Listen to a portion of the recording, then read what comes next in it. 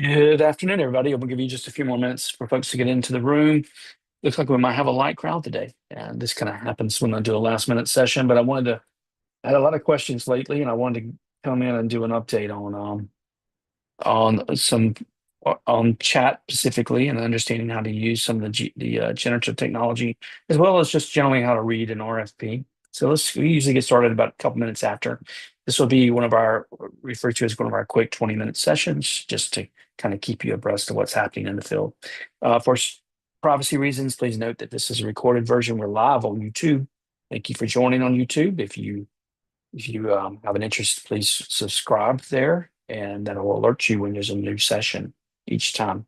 Unfortunately, I do not monitor the chat box in the YouTube. So if you do have a question here today in the class, feel free to ask that in the chat until we go off YouTube, and then I'll be glad to answer questions directly.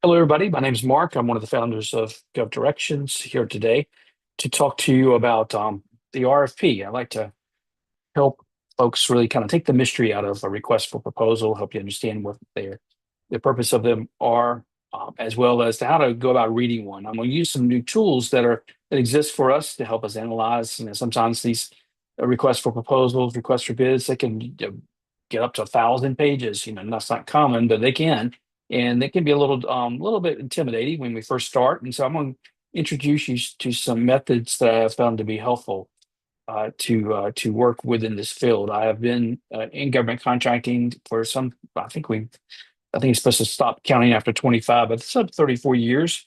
And in fact, you know what? I think I'm going to hit 36 years this year. That's true. I've actually worked on a government contract in some capacity. My first one was with a small county in South Georgia, and I was in graduate school, so I happened to be on that project for and it was of interest to me, so that was my very first one. And from that point forward, I've worked with some 400 different agencies in 34 states that I've had contracts with. So I got a little bit of experience. It's doing the same thing over and over again. It seems like sometimes, but that's how life sort of works. And then, of course, in 1998, we introduced RFP delivery, gov directions. To help you specifically address a business problem. Sometimes I like to start off with this quick slide here to explain our purpose. It's like a puzzle box. GovDirections is our primary brand. The truth of the matter is, this is a fragmented marketplace. It's a business problem, not broken. We actually design our government structure this way. Local governments, state governments, federal governments, we want them to have the decision-making capacity. They set their budgets, make decisions on how they can spend their money at the city council level, county commission, and that creates a lot of different business problems. I guess there's some 5,000 calls for bids and proposals issued every single day from agencies at the federal level, state governments, and cities and counties and schools and special districts. And we have a lot of special districts, hospital systems, airports, parks, transit. Most of us don't even know we live in a special district sometimes, and but they're actively procuring. And so you as a business provide a solution to them oftentimes, and they're seeking your guidance. It's under the basic concept of the theory of the firm. This is why we contract with each other. You have a specialty, you have a certain, subject matter expertise, so they need that. And when they issue those bids and proposals, they end up everywhere. And so we, as a service, capture that for you. Most basically, sometimes referred to as capture management, but I use a puzzle box to illustrate that. Thousands of pieces sometimes, until you actually start putting together, get those end pieces on there, and then it starts coming together. It doesn't really make a lot of sense. But then all of a sudden it says, wow, this is a great little puzzle. And that's really what we want to do for you. So we deliver the bids that you're looking for as they're issued every day at rfpdelivery.com. It's an enhanced site since 2022. We've added an app, of course, and we give you some other services like your capability statement. I'll talk a little bit about that today, and also RFP writing training and using it more of a education. Everything we do built on that proverb, teaching you And then you can do it yourself for a lifetime, and that's important. You can feed yourself, and that's that basic proverb, and that governs our structure within an organization. That's our core mission. But we want you to have a quick, easy tool to come in and search for things. And so I always go back to my trusty area, and I do organizational management, compensation theory, and so I look for compensation type projects and studies. And so I'll come in and I'll do a keyword. It's a Boolean search technique, meaning you can have two words together, okay? And then they must appear together in order for the result to appear for you. In addition, you can come in and you can use other methods. Sorry about that. Like I can't move it too quickly. And you can use conjunctions like or, meaning either word, and both words have to appear and not restrictive. That is, the word can appear. But I like to start with just a simple, quick search goes in, pulls together. And I'm going to point out a couple of things about our services. As you're going through and you're looking for RFPs to respond to, the first thing is we are not a speculative system. Okay. There are some out there, and so that basically meaning that if I'm thinking I put a new roof on my house, I go out and get some bids, never go through with it. Here, these governments have went through an elaborate search method, process, a decision-making process in order to um, go out and go into the marketplace, sometimes year plus in the making. And so whenever you see it here, it's really at the final stages of the bid, and they're going to make a decision. So somebody's going to win this project, come in and get that project on or about the date that is stated here. It's very rare that that doesn't happen. If I always say it doesn't happen, but just the other day I had a client and they were doing some leadership development and they actually canceled the bid at the last minute.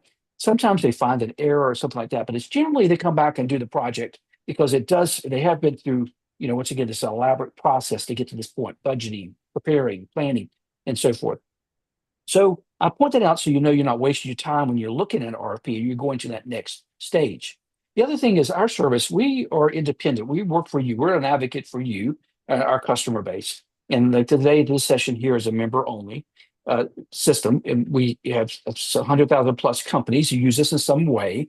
And you all basically in a cooperative model support our research services. And we do this work. We don't, it just said we don't work with government. So we don't sit and wait for governments to publish in our portal. There's about 40 of these. They have names out there. Sometimes they, have, stars and planets and guys and gods and all kind of different names, networks but they're there on behalf of that government agency. We're not. We're kind of like a newspaper. We're gathering, capturing, and then we're reporting to you. And that's a big distinguishing factor because we want you to see everything. We're an aggregator. So right now, in fact, you'll come in and in our front page, you'll be able to see that we have some probably there's 43,593 bids today.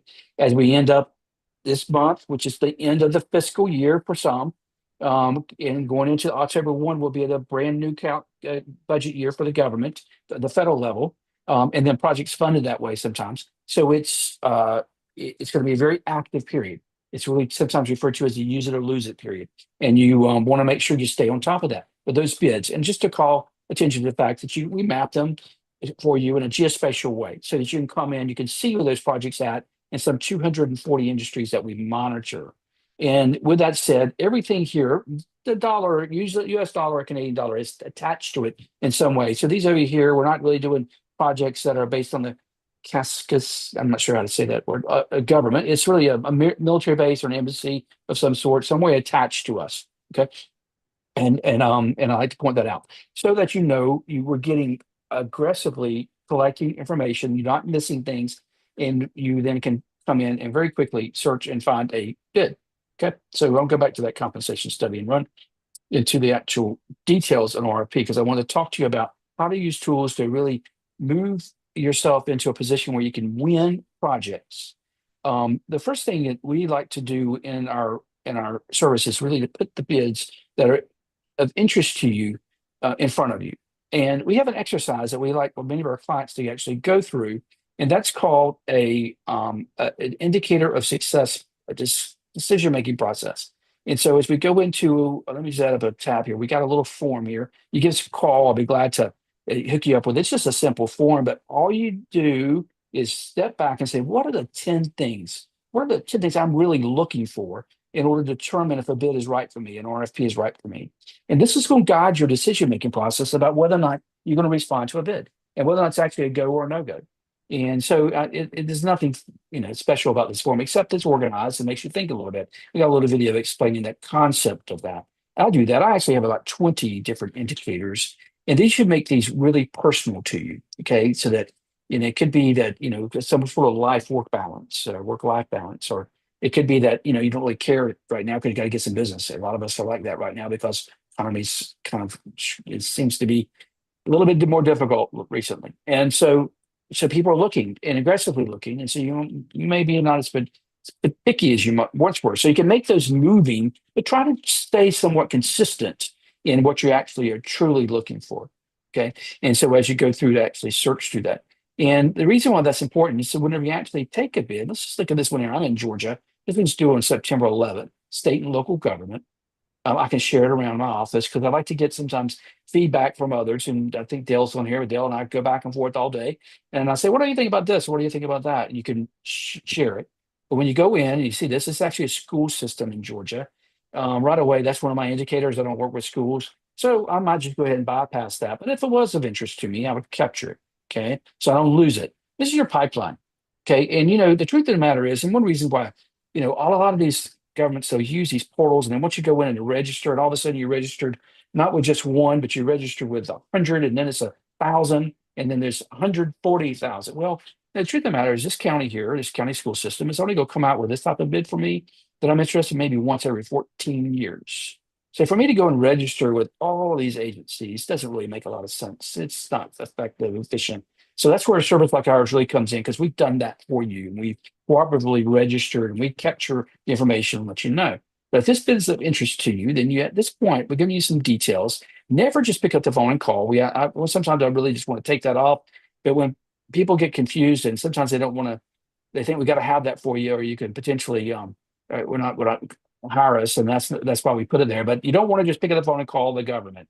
You got to do it in a very specific way, because otherwise you can find yourself in a non-responsive situation, and you don't want to have that situation. That basically means you violated the rules of some sort. Because this bid right now, this RFP, request for proposal, is going to be in a period of a cone of silence. Basically you can't just pick up the phone and call and ask and introduce yourself and say, I want this business. And it just doesn't work that way in government. And so that gives them a sign that you don't know what you're doing.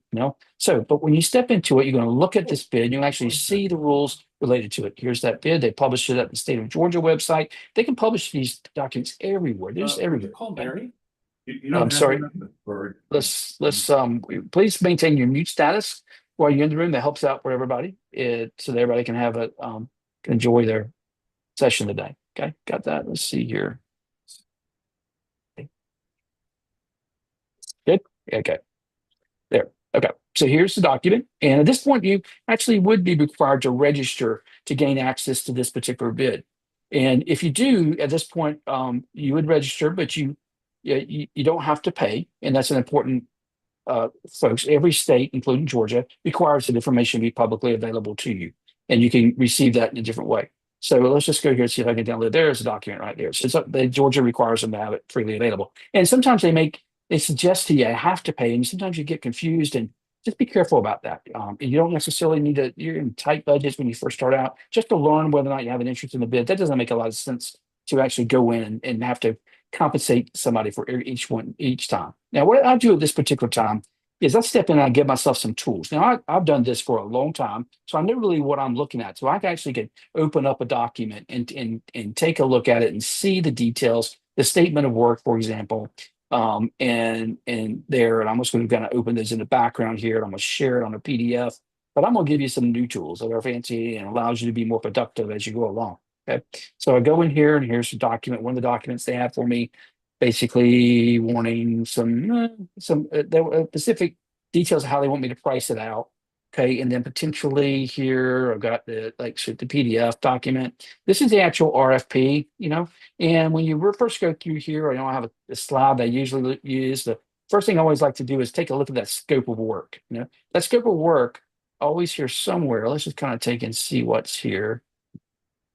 So I haven't actually looked at this RFP before. Here's the specifications, more or less, where they tell you what they want to happen, because the government's kind of making you aware of the thing, the purpose. Okay. And if it doesn't really start singing that song in the back of your head, you're the one I wanted to find, then of course sort of move along. Okay. Because that doesn't you don't really want to waste your time. Like already I kind of knew this one's not for me because I don't work with schools. And it's just that I work with cities and counties. And so I would just move along and keep looking. But I want to run this exercise. Also, there's 2,300 full-time employees. That's much larger than what I'm used to working with. You usually have a cap between like 250 to 500. So I have these parameters. These are called your indicators of success. And so what I like to do whenever I have a document that I'm interested in, and even here it's going to be some 62 pages. That's going to take me a couple of days to read through thoroughly. So, but first I want to give myself a little executive profile. And while it's helpful to these days to have an executive assistant, most of us don't have it. So what we like to do is, go to our trusty new friends at ChatGPT or Chat AI or OpenAI or Claude or whichever one you're using. And we have built one specifically for you in the OpenAI series called the GovDirections RFP Writer Series. Okay. And so whenever you get here, what you want to do specifically, if you're not familiar with this, you can go in, there's free levels and pay levels. And this one's built in the GPT-5 level now. That's the latest one. Okay, you can go here and we can search, search GPTs, and that's right here, GPTs, and you can search for the GovDirections RFP writer, and it will come up along with others. And at that point in time, so there's property new, what I was going to look for. So 1,599 using it right now. So you can search for it and open it up and then start the process. And we've got some pre-built, and I also like this, so that's always helpful. And we got some pre-built starters. These were called prompts. Okay. And so this one here, the one that most people really like is a summarize this RFP at executive level, focusing on my key indicators of success.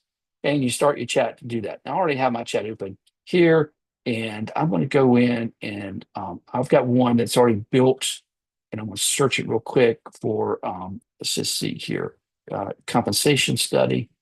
Okay. And see if I can find that one real quick. And it's already got my indicators of success already added. And here it is. I go in, it's in this evaluation scoring system. Now, this one here is actually built in the 4.0 series. I haven't updated it more recently, but it'll still accomplish the same objectives. Okay. And so what I want to do here, I'm going to say, hey, chat, I'm interested in a new RFP. Please prepare. I always like to do please and thank you.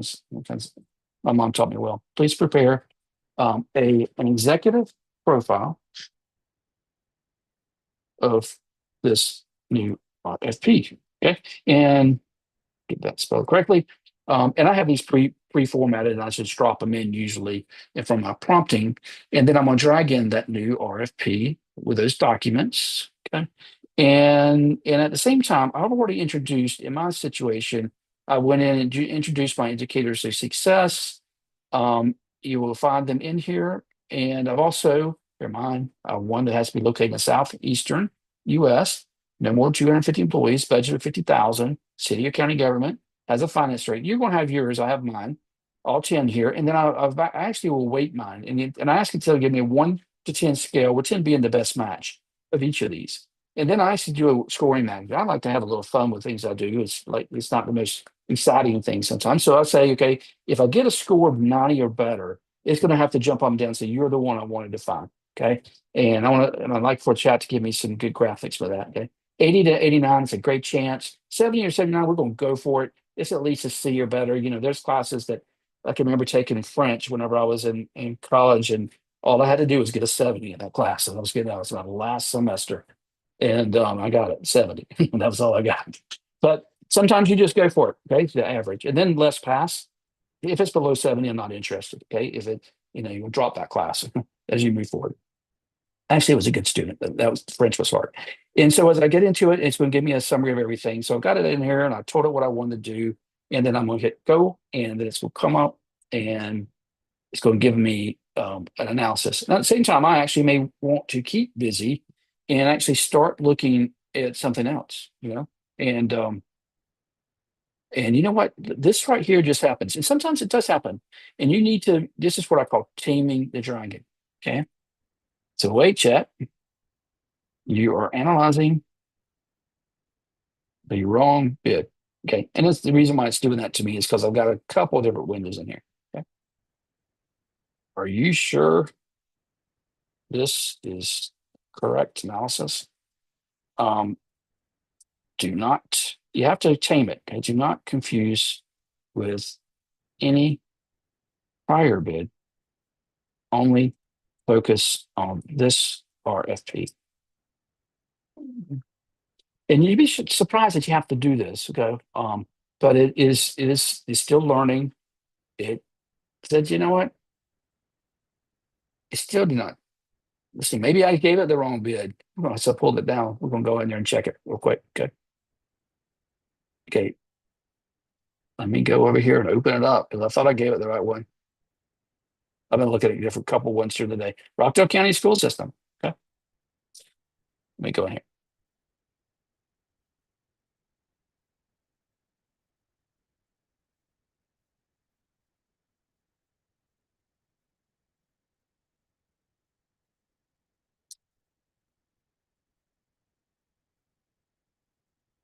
And a classic example of you can't trust everything it does. Okay. And as we go into this, it's important that you do check everything off and review everything. Is not to be because I have clients who basically go in and ask you to write a response and it writes a response and then you don't look at it and you submit it. I had somebody did that recently. I say, wait a minute, that you can't do that.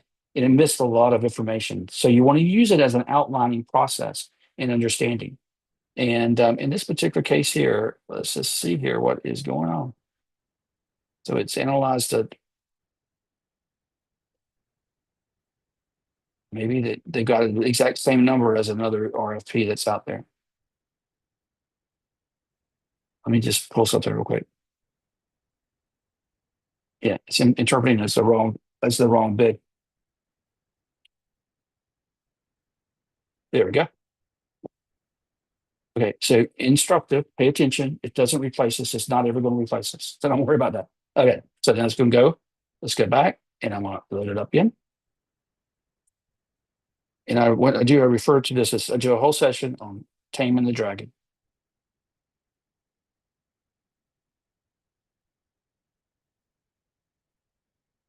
Okay, now it's learning. Okay, it's learning from me. Here we go. And so it's giving me an executive profile, a project purpose of the actual bid, and summarizing. And what I like to do is I'm working within chat. Sometimes I'll take this information and pull it and put it into another file structure. We have a whole area within our system, and then we help you organize the information and organize the data. As I go in, and you can add this service as a My Drive function, and then I start a process of coming in and looking at the bid of interest to me, and starting myself a folder, and rough deal. Okay, create, open it up, drop myself in a new document, create and share, and I'll call this an executive profile.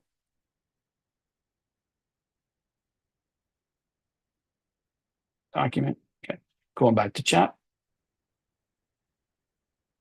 pulling out the details. And it's going ahead and ask me because it knows what I like to do. It does remember that at least. And say, yes, I want a score evaluation. Okay, so it's going to go in and score for me. Okay, and it's giving me the basic details. Now, in this case here, I've got a little bit of self-doubt about whether or not it's accurate. So I'm not going to replace my personal ability to come on and look and review because sometimes it just gives you information that's kind of out there, especially when you're working with a large grouping of information like I do. It probably is not going to happen to you the way it just happened to me. My primary reasons I look at a lot of different RFPs for a lot of clients, and I'm going here. But so here's the actual scored evaluation that it's done, and it's telling me I should pass on this. Okay, and it's telling me why. And so I'll come back in here on my profile. And I'm keeping it here because this is a learning method. Okay, understanding what I'm really looking for and what I want to bid on and how to evaluate it. But it is located definitely in this area, but it's more than my number. So I got a low scoring on that. The budget is not in the range that I was looking at. It's not a city or county. It's by school system. So it didn't score up. And so this case here, I'm going to pass it. Now, and the truth of the matter is, I already knew I was going to pass this when we first started. And so it's helpful to a point, but I don't make it would become more precise when it's a specific city or county, something of really of interest to me, and pulling it through there. So I wanted to show you these tools. This is one of our quick series, and I've shown you a couple of things today. And one thing I hadn't planned on showing you is why it's also very important when you're using the generative technology that it's still with a big old disclaimer, things may not be accurate. You got to have, he's not replacing your own eyes and ears and your own common sense. Okay. I can remember when GPS first really kind of became uh, important, and we started using it in our cars. In a car, we were in a car in a town in Alabama, and I was sitting there looking at the place we need to go to, and it kept telling us we needed to go around this block and go around this block, and I'm like, it's right there. And so, so we're still at the ground level, I think, for a lot of this. So, with that said, I am getting us off of YouTube today, and I want to open it up, see if you have any questions about some things we talked about. Just one second.